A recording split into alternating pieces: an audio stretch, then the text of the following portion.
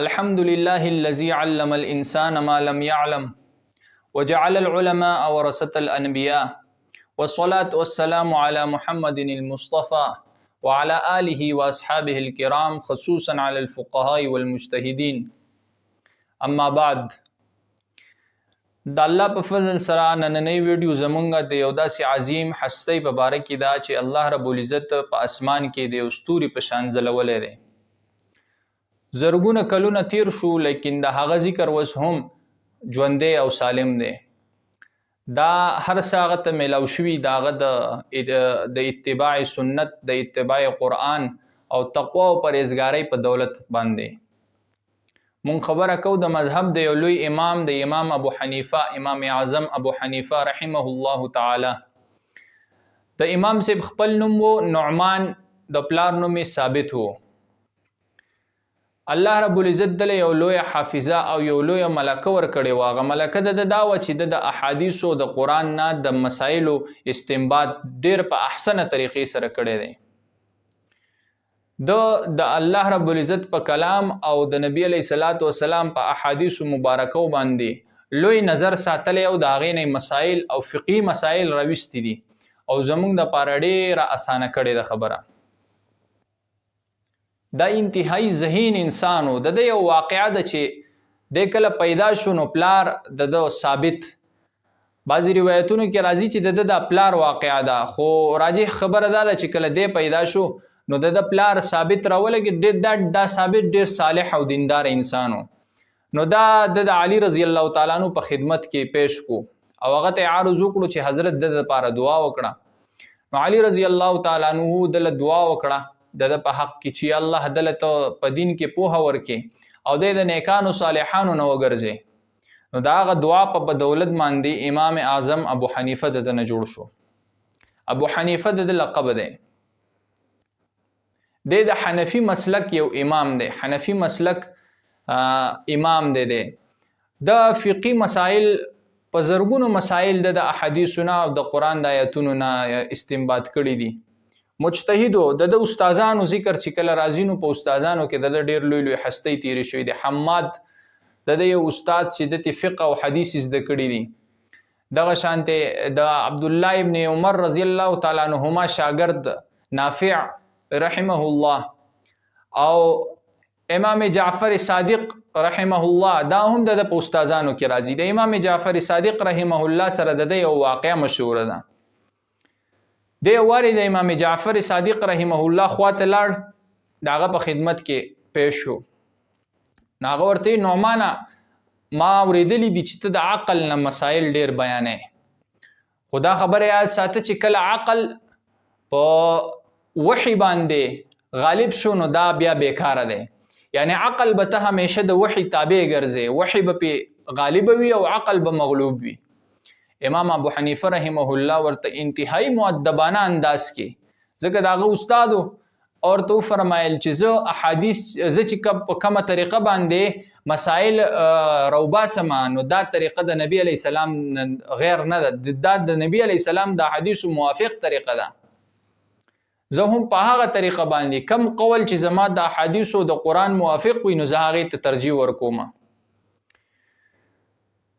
د په شاګردانو کې ډېر عظیم شاګردان تیر شوي دي. امام ابو یوسف رحمه الله، امام محمد رحمه الله دا د عظیم شاګردانو. امام ظفر رحمه الله لوی مجتهد تیر شوی دی. امام ابو یوسف رحمه الله د طالبګیرۍ په وخت کې انتهایی غریب انسان و. د پلار ډېر غریب و. دی فرمایي چې زه به درس ته کله کله حاضرېدم او ډېرې به مې چوټیانې کولې. نو امام صاحب ما ته وویل چې ته ولې نه راځې؟ نو ما ورته ویل زموږ دغه مسله ده، د کور حالات مو خراب دي. د زما دپاره یو وظیفه مقرره کړه، تنخواه مقرر کړه چې زه به تاله دا تنخواه در کوم او ته درس ته حاضرېږه. د هغې په دولت باندې امام ابو یوسف رحمه الله د امام صاحب په درس کې شریک کېدو، الله ته یو لوی عالم جوړ کو. بیا قاضي القضات و، چیف جسټس ته الله جوړ کو. امام صاحب ته د هغه وخت بادشاه د چیف جسټس عهده مخې ته کړې وه او ورته ویلي ته راشه قاضي القضات جوړ شه، لیکن هغه انکار وکړو. نو د ورته ته څنګه حق عالم یې؟ ته که عالم وې نو تا به د دې عهدې نه انکار نه کوو. هغه ورته وی زه انکار زکه کوم کچری زه عہدې ته درشم او ستا خبره منم نو د الله په غضب کې به راځم او که ستا نه منم نو ستا په غضب کې به راځم لهذا زه دا عہده د سره تسلیمومه د هغې په وجه باندې هغه زندان ته لاړ او جیل ته لاړ امام صاحب امام ابو حنیفه رحمه الله په هغه جیل کې هم بیا وفات هم شو. دا د هغه د تقوا او د پرهیزګارۍ لوی عالم و. امام مالک رحمه الله فرمای کچری دې سړي د جمعات د ستنې ته ووایي چې دا د سرو ده نو د سره دومره دلایل دي چې دی به په هغه دلایلو دا ثابت هم کړي چې دا د سرو ده. امام ابو حنیفه رحمه الله امام مالک او دا هم عصرو د یوې زمانې و. امام مالک په فرمایل وایي زه د نعمان نوم اغستل یا د نعمان ذکر دا زه ثواب ګڼم. د نعمان ذکر زما مخې ته کېږي زه کوم نو دا زه یو ثواب ګڼم. لوی هستی الله تیره کړې ده. د کوفی خلکو به ویل چې امام اعظم امام ابو حنیفه رحمه الله د شپې د الله عبادت کوي او دعاګانې کوي په سحر له د ورځې د کوفی هواګانې په مونږ خوږې وي. خلکو به پې ناست کو. د عالم د سو اتباع سنت اتباع قرآن د نبی علیه الصلاۃ والسلام د الله رب العزت د کلام کلک تابعدار. نن سبا خلک وایي کنه امام صاحب له احادیث نه ورتلل نو چې احادیث نه ورتلو نو هغه د مسله څنګه راوویسته؟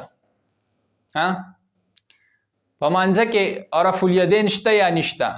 مثال کې طور پر نو که امام صاحب له احادیث نه ورتلو نو هغه د مونځ د طریقه د کم ځای نه زده کړه. عرف الیدین هغه ته څه پته ولګېده چې یا پکې شته یا نشته، اولادي غیر اولادي، دا خبره هغه اورېدلې چېرته ده. حدیث خو چې هغه دا مسله خو چې هغه ورتلا یا په دې کې هغه اختلاف کړی دی نو هغه ته به دا حدیث را رسېدلی که نه. دا حدیث خو منی کنه چې رفع الیدین شتم او نم شته یعنی غیر اولادی او اولام دي. عدم رفع الیدین او رفع الیدین دا دوانه طریقې په حدیث سره ثابت دي. نو دا اختلاف چې یو سړی کې خو هغه به د حدیث اوریدلی کنه نو څنګه ولا نه ورتلل؟ امین بالجهر یا امین بالسر. امام صاحب که د امین حدیث اوریدلی نه وي نو هغه به په امین کې اختلاف څنګه کو؟ امام صاحب یو لوی هستی. امام شافعی رحمه الله د زمانی یو لوی بزرگ، یو لوی هستی، یو لوی مجتهد تیر شوی دی. امام شافعی رحمه الله د امام صاحب د شاگرد دی، د امام محمد رحمه الله شاگرد دی. امام شافعی نو چې د انسان د شاگرد د حد ترسي نو هغه استاد به په کومه درجه کې؟ امام صاحب د تابعینو په زمانه کې و، تابعی وو.